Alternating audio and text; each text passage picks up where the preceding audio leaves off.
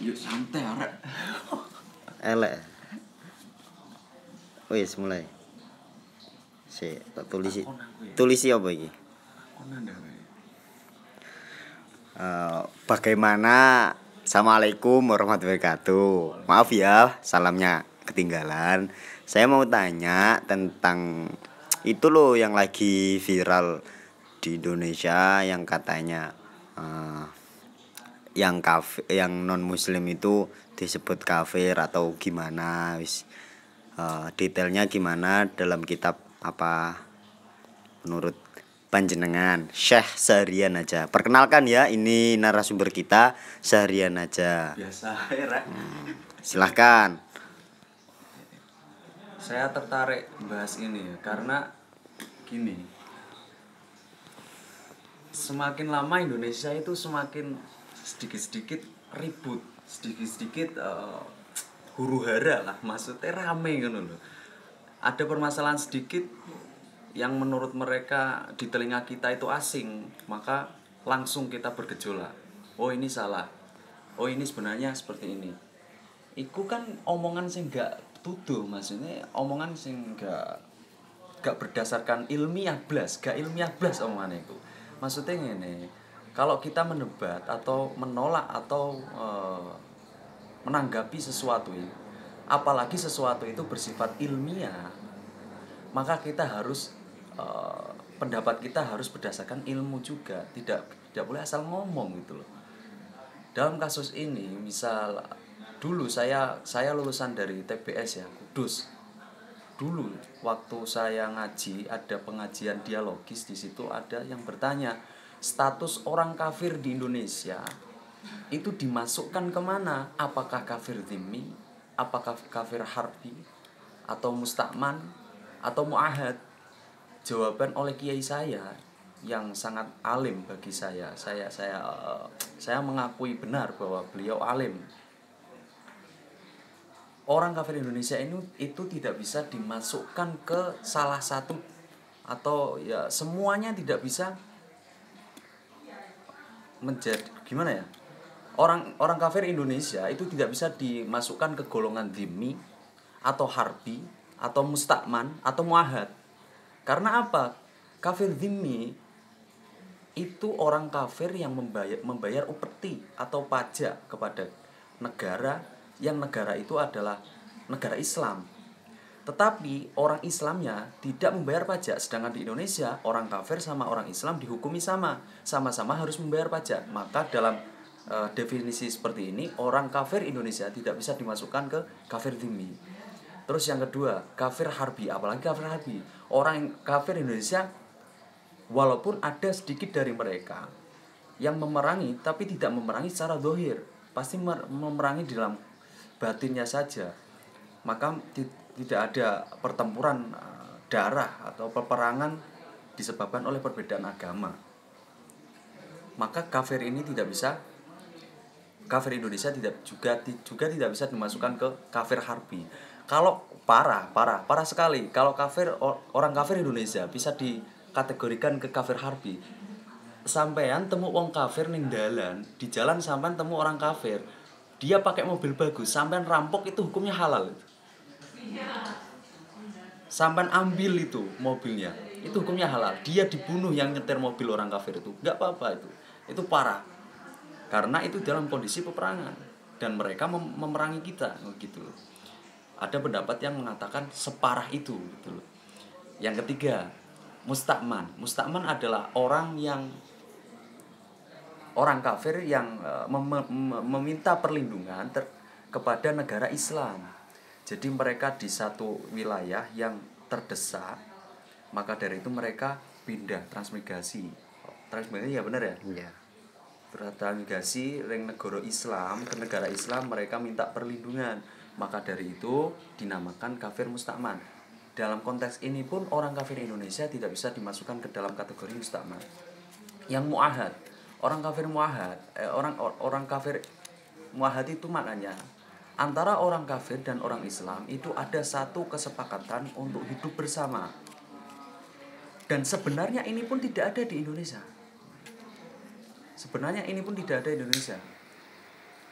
Jadi juga tidak bisa dimasukkan ke dalam kafir mu'ahad. Tapi kalau memang kita menghendaki bahwa orang kafir Indonesia harus dipaksakan statusnya, apakah masuk ke dhimmi, harbi atau musta'man dan mu'ahad, maka paling mentok bisa dimasukkan ke kafir mu'ahad, yaitu kafir karena kita punya perjanjian, yaitu apa?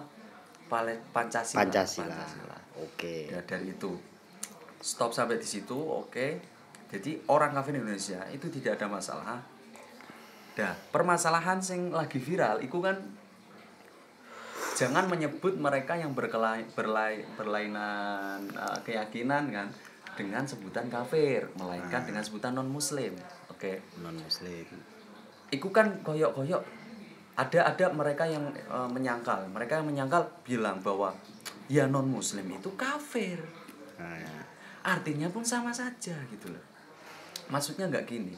Ketika kita mengatakan, bahkan kita merubah redaksi kafir itu menjadi muatin, orang yang berkeluarga negaraan atau menjadi warga negara, itu seakan-akan kita yang mengatakan seperti itu bahwa kita itu menghukumi mereka bahwa mereka bukan orang kafir. Salah besar. Itu hanya sebuah istilah yang dimana istilah itu dibuat untuk menimbulkan keharmonisan di dalam hidup berkenegaraan, berbangsa dan bernegara. Secara status keakidah mereka tetap kafir, karena kafir itu maknanya apa? Kafir itu maknanya ada yang menutup, ada yang menggugurkan. Maka ada doa Allahumma kafir an sayyi'atihim, dilunturkan, basmi kan, dibasmi sayyiatnya, kejelekan orang-orang itu, kejelekan orang tersebut. Misal gitu. Ada maknanya juga menutup, sataro.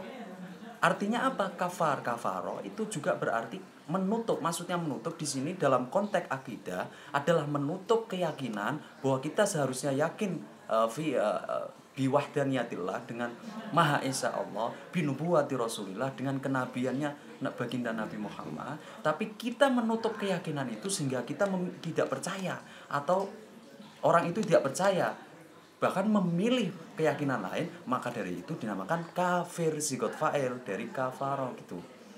Nah, secara i'tiqad mereka itu memang kafir secara i'tiqad, secara keyakinan kita menghukumi mereka kafir. Nah, kenapa kita memindah dalam konteks ini, apalagi khususnya NU, itu adalah benteng yang menjaga NKRI sehingga tetap harmonis, apalagi di saat-saat yang genting seperti ini. Sedikit-sedikit ribut, sedikit-sedikit viral, sedikit-sedikit wah, nggak karuan. Seperti itu kan. Akhirnya Basul Masail yang terdiri dari para kiai itu memutuskan bahwa lebih baik panggilan kafir terhadap orang yang non muslim di Indonesia itu diganti dengan muatin atau warga negara, itu saja. Artinya apa? Ini sebuah istilah baru yang diciptakan dalam suatu ruang dan waktu, sehingga kita kalau menyebut muatin, pikiran kita langsung oh berarti ini orang non muslim di Indonesia. Tapi kalau kita menyebut orang Islam, otomatis itu sudah orang Islam sendiri khusus. Jadi itu hanya sebuah istilah yang diciptakan baru, gitu saja. Terus karena apa kok bisa redaksi kafir dipindah ke muatin? Karena ada salah satu pendapat ulama, ketika panggilan kafir itu bisa merusak keharmonisan dalam susunan dalam kehidupan berbangsa, bernegara, bertetangga, bermasyarakat, itu bisa atau lebih baik. Bahkan ketika itu dorornya sampai mutor, sampai ke tingkat ittirab, sampai ke tingkat kegoncangan yang sangat hebat, misal terjadi pembunuhan, peperangan, maka hukumnya malah wajib. Jangan menyebut mereka ya kafir, kafir, gak bisa. Tapi itu tidak menutup keyakinan kita bahwa secara iktikad keyakinan mereka tetap kafir gitu loh. Kita Islam gitu loh. Nah, maka kita menyebutnya dengan muatin atau non muslim. Dalam konteks ini teman saya dapat dari teman saya itu kitabnya Syekh Yusuf Qaradawi. Syekh Yusuf Qaradawi itu padahal alirannya sedikit keras gitu loh, tapi malah menjabarkan tafsiran di ud'u ila sabili rabbika bil hikmati wal mau'izatil hasanah. Salah satunya dengan cara jangan memanggil orang yang berbeda keyakinan dengan kita dengan sebutan kafir, tapi ghairul muslim, non muslim, tapi menyebutnya dengan itu gitu loh. Karena untuk menjaga keharmonisan. Itu saja sebenarnya sangat simpel. Lah, kalau saya ini sebenarnya setuju, cuman saya nggak setuju sama orang-orang yang mendebat bahkan membantah tapi tidak berdasarkan ilmu, tidak berdasarkan dalil, tidak berdasarkan kepahaman yang benar. Mereka tidak memahami dengan seksama apa ungkapan dari kafir, apa ungkapan dari muatin, kenapa kafir kok bisa jadi muatin gitu loh. Kenapa kok bisa gitu? Saya itu pegel hati, mangkel aku sing gak berdasarkan ilmu. Cuman kalau berdasarkan ilmu saya bisa memaklumi. Karena kita diskusi di bidang ilmu adalah pendapat saya mungkin benar, pendapat saya benar tapi mungkin salah. Pendapat sampean salah tapi mungkin benar kan gitu. Akhirnya apa? Maksudnya ada yang mengatakan bahwa lebih baik dalam konteks publik, dalam konteks umum jangan kita menyampaikan pendapat ini karena akan menimbulkan salah paham terhadap orang-orang awam yang menganggap bahwa kalau kita seorang tokoh misalnya berpendapat bahwa orang kafir di Indonesia jangan disebut kafir tapi disebut muatin. Kalau orang awam itu bisa salah persepsi dengan berarti mereka itu tidak kafir, mereka itu berarti sudah dihapuskan kekafirannya. Menurut tokoh itulah orang awam itu bisa salah paham dengan pernyataan yang demikian. Maka dari itu ada orang yang berpendapat sebaiknya dalam lingkup publik itu jangan disampaikan pendapat yang demikian ini pendapat yang saya sedikit lebih setuju juga. Jadi permasalahannya itu bukan di pendapatnya, bukan di hasil bahsul masail yang terdiri dari para kiai yang sangat alim-alim, para ulama, tapi karena sampean yang menghadapi masalah itu dengan qasirul akal gitu loh, dengan corok kasarek goblok. Ya gitulah. Saya kira ya sedikit lebih enak, lebih terbuka pemahaman Anda sehingga tidak gampang menyalahkan seseorang tidak berdasarkan data atau dalil, apalagi